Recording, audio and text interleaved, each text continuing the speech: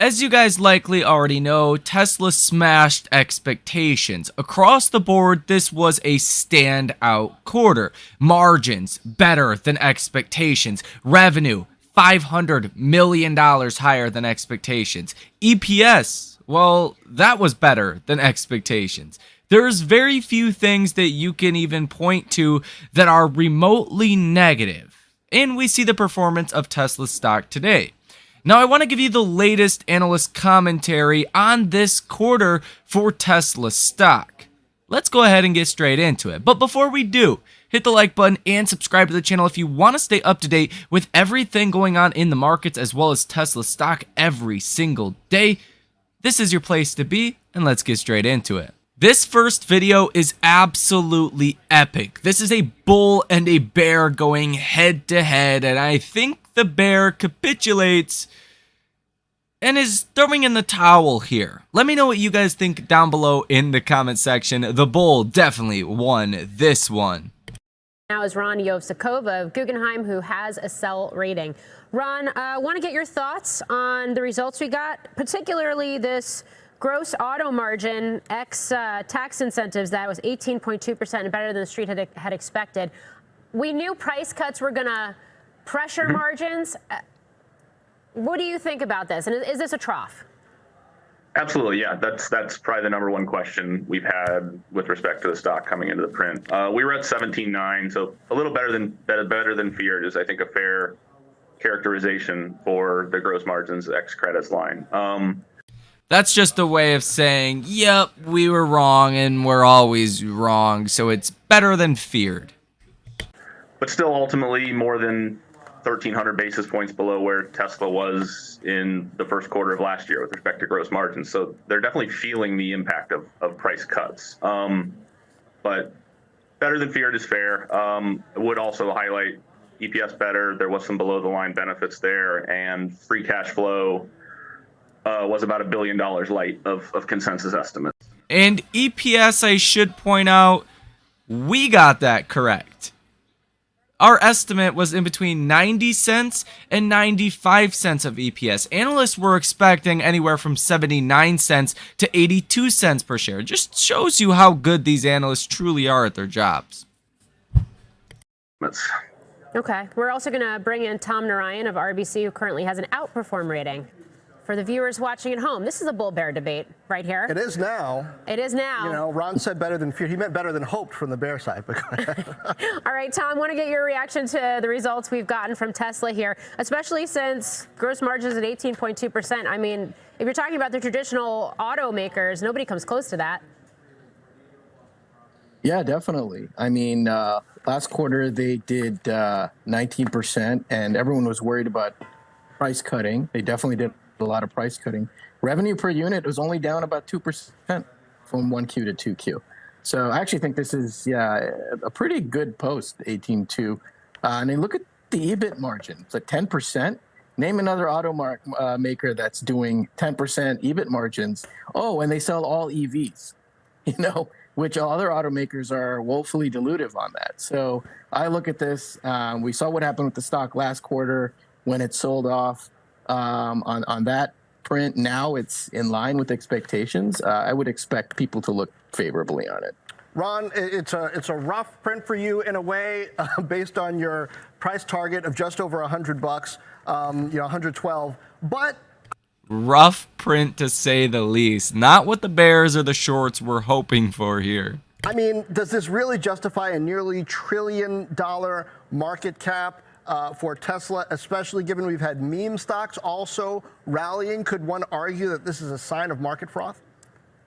Yeah, no, I think that's a fair characterization. We have nearly a $400 billion valuation for Tesla. I think in a vacuum, for a business that's doing $20 billion of EBITDA next year, maybe $25 billion of EBITDA in 2025, that is pretty rich. Unless you believe in robotaxis, FSD, where attach rates still are extremely low, or things like AI licensing opportunities, and just not sure where bulls get confidence in those line items specifically. I mean, there are real robotaxis on the road today that have went through a rigorous regulatory process. The thing that I hate in this comparison is, sure, San Francisco and other select cities, there are robo-taxis, right? Waymo being the most notable provider of these robo-taxis. They are in two different fields. Waymo cannot operate in any other city. What full self-driving is aiming to do is, instead of train excessively on, or obsessively maybe I should say, on one particular city, full self-driving is obsessively training their software on all cities at the same exact moment in time. So sure, it's going to take a little longer, but once that is fully built out, these arguments are going to sound stupid looking back on them. And everyone's going to say, yeah, Waymo should have done this, and Cruise should have done this, and every other potential robotaxi or full self-driving software. But let this guy continue on. FSD is currently a level 2 system. They've told regulators it will always be a level 2 system. So Tesla doesn't have a robotaxi today, and we don't know what that business ultimately looks like. I think the confidence in that initiative, it's a bit of a running joke at this time that Elon says it's always coming next year.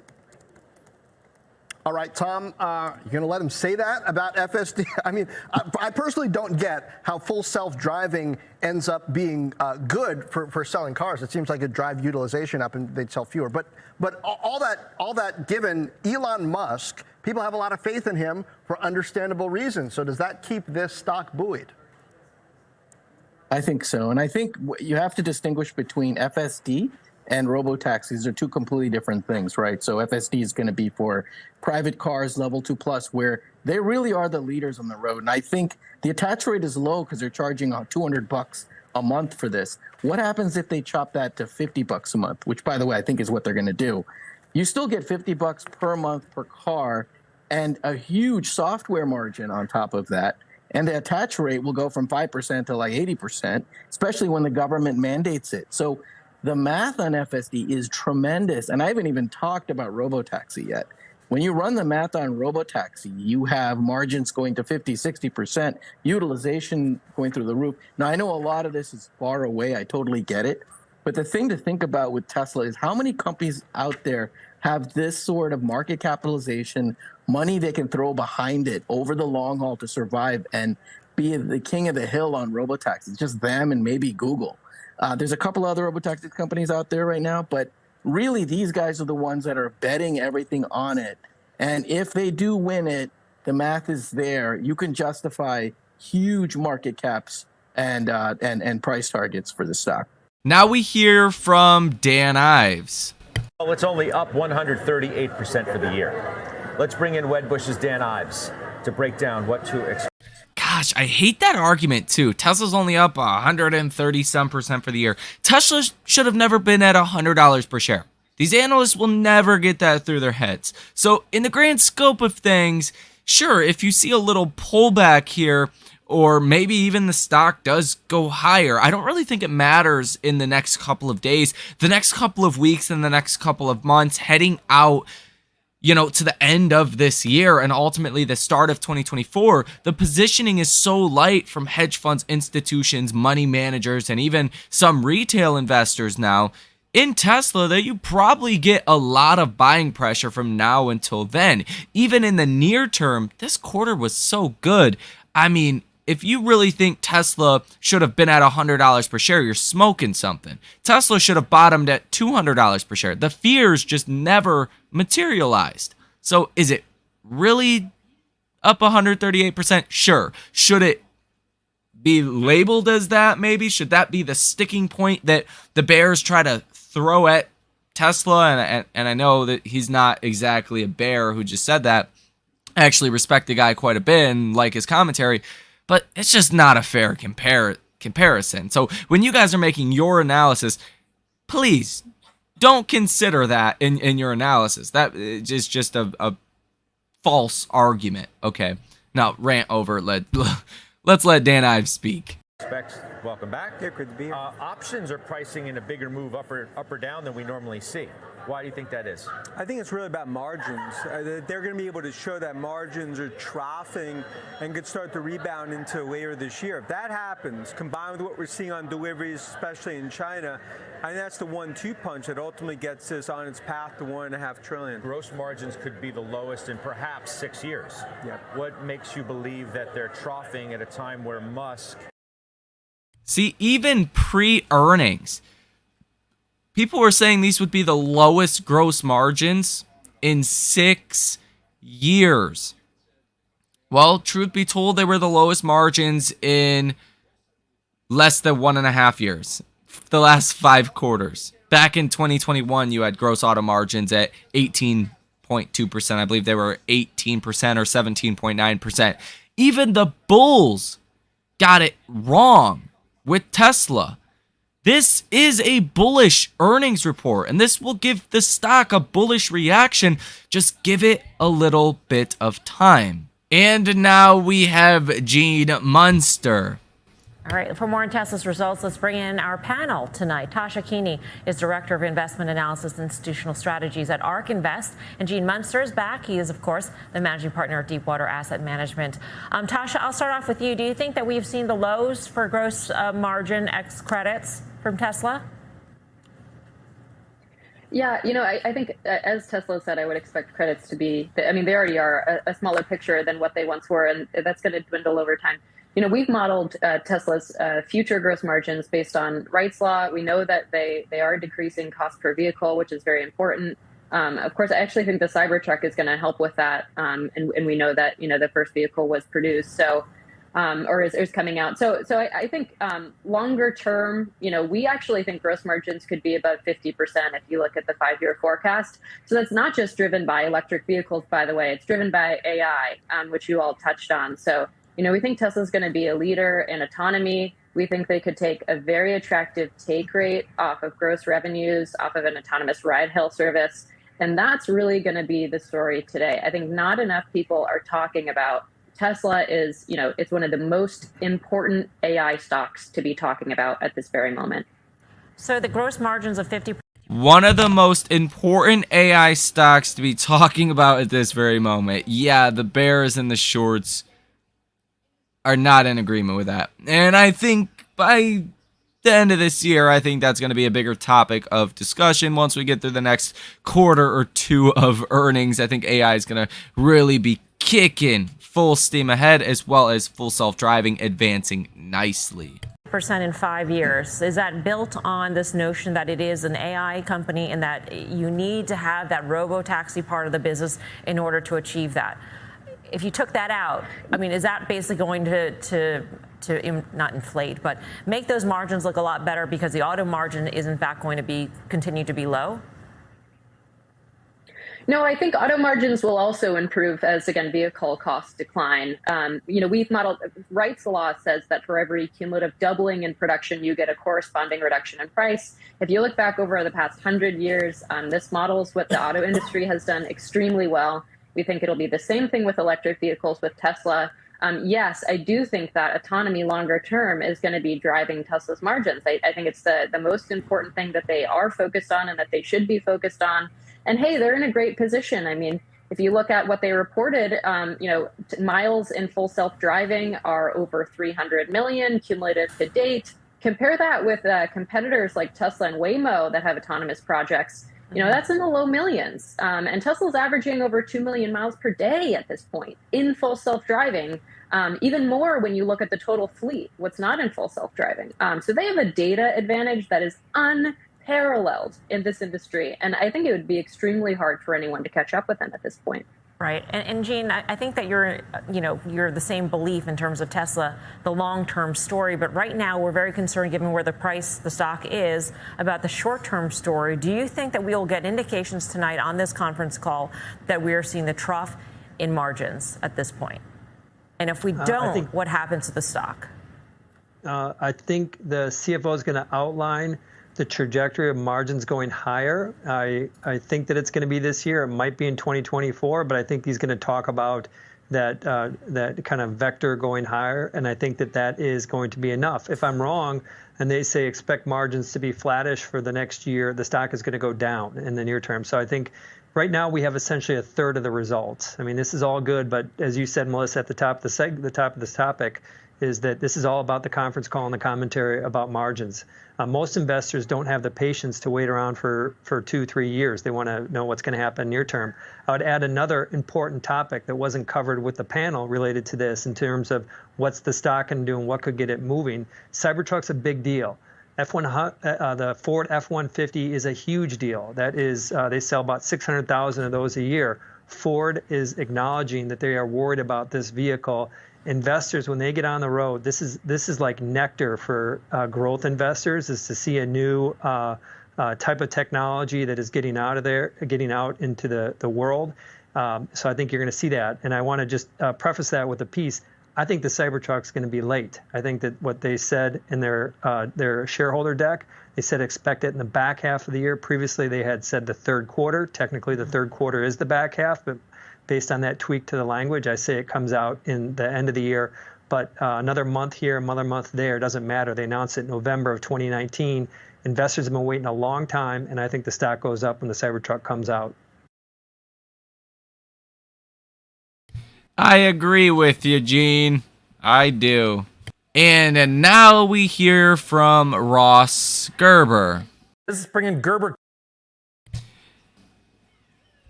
Kawasaki CEO, President Ross Gerber, who just not only is an ultra Tesla bull, has been for a long time, but apparently just landed like 3 more minutes of TV time unless we get Phil's stuff fixed. Ross, thanks for coming on. Listen, we know you. My pleasure. We know you love the stock. We know you love the product. We know that. Is there anything that you heard that even as a bull, you say, okay, this is not concerning, but you'd like to see a little bit better? Not really, in the sense of I actually thought the report was pretty solid across the board. And, Tesla's doing a lot of good things too. So when you're looking at it from a critical lens, it's all about automotive gross margins continuing to shrink. And the fact that whether it be competition or interest rates or whatever you want to call it, there's still pressure on pricing to some degree. And so, Tesla is one of the best values in the car buying market. If you're out to buy a car, I mean, it's crazy not to buy a Model Y with the incentives out there. But when you really look at it critically, they have seen their margins erode. But granted, I do think long term, it's nothing to be worried about. All right, Ross, now you sit tight. Phil LeBeau is ready to go. We'll come back to you, Ross. Technology. So yeah, it's like the fossil fuel version of TV. It's just gonna eventually. We're gonna phase it out. It's gonna be phased out. Phil LeBeau, now give us the key takeaways of the quarter and the call. Look, when you look at the second quarter, this was a sensational quarter for Tesla. Any way you look at it, both in terms of beating the street on the top and the bottom line, that was the good news initially, and people, I think, were expecting that. And the automotive gross margins that Ross talked about, there was an expectation, the FactSet consensus, and I know there were some people saying 17.5%. Well, the consensus, according to FactSet, was 16.9%. Either way, 16.9% from FactSet. You gotta be smoking something. And these margins came in at 18.2%. You can't call that negative. You can't call that bad. Huh. But again, the stock's gonna be volatile within the next couple of trading days. Again, I expect the stock to rally in the coming weeks. This is just a minor speed bump, if that. 18.2%, while that is down compared to the first quarter and down substantially compared to last year, that was better than what people were expecting. The one disappointment, if there is one, is that we did not hear during the conference call specifics on the release of the Cybertruck, which is expected later this year, though Elon Musk did say they are seeing strong demand for it. Demand is so far off the hook, you can't even see the hook. So that's really not an issue. I do want to emphasize that the Cybertruck has a lot of new technology in it, like a lot. It doesn't look like any other vehicle because it is not like any other vehicle. And the production ramp will move as fast as the slowest and least likely element of the entire supply chain and internal production. One other thing from the conference call is the question of whether or not they would increase guidance for 1.8 million vehicles being delivered this year, because they're ahead of pace in the first half of the year.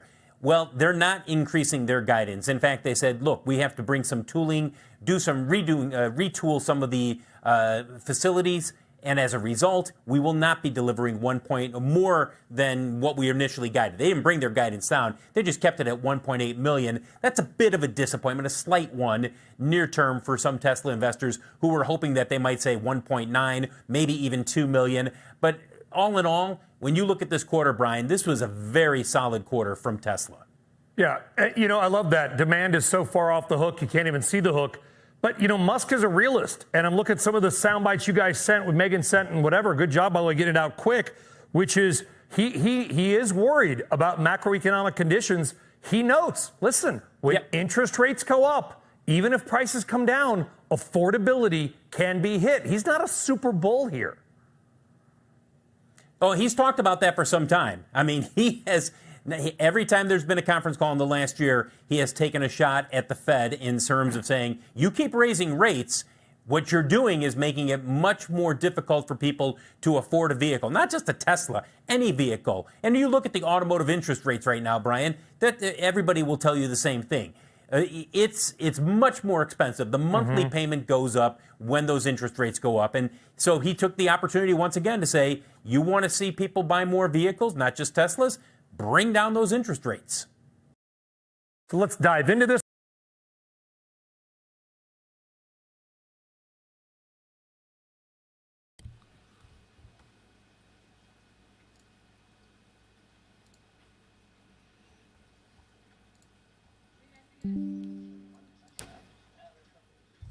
So what kind of conclusions can we ultimately draw from what we heard in this video? This quarter from Tesla was massively bullish. So no matter what happens today, tomorrow, the next day, I ultimately think Tesla stock rallies from here. And I don't think this rally so far is over. We've seen what has happened today. And some people like that, some people hate that. But again, the rally will continue. At least in my personal opinion, that's what I am currently betting on. If you want to see some of the trades that I have, well, all of the trades that I have out on the markets as of right now, hit that link down below in the description of this video. That is not a texting kind of community. That is somewhere where you can actually come join, talk to the different members in there, post your own trades, your own strategies, communicate with me all day, every day, if that's what you want to do, or 24 hours a day. It does not matter. You have a problem, we can talk about it. We can figure out a solution, and ultimately, hopefully we can learn and grow together as well. So that is down below in the description of this video if you guys want to be a part of it. Again, I think I've made it pretty clear my stance on what I expect from Tesla. Let me know what you think about Tesla stock over the next coming days and weeks down below in the comment section. Hit the like button and subscribe to the channel like I said as well. Thank you for watching. Enjoy the rest of your day, and I will see you in the next one.